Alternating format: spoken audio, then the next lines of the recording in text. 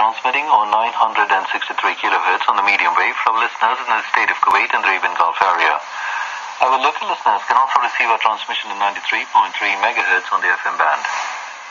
As for listeners in Europe and North America, transmitting on 11,990 kHz on the 25-meter band in the shortwave.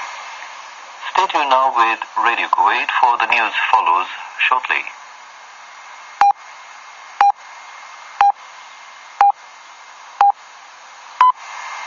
The time now is 9:30 p.m. Kuwait local time.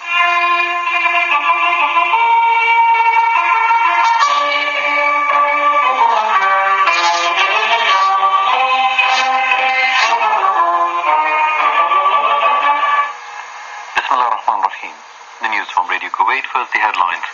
The National Assembly approves a bill for establishment of a fund with 2 billion Kuwaiti dinars capital to finance and encourage small and medium enterprises.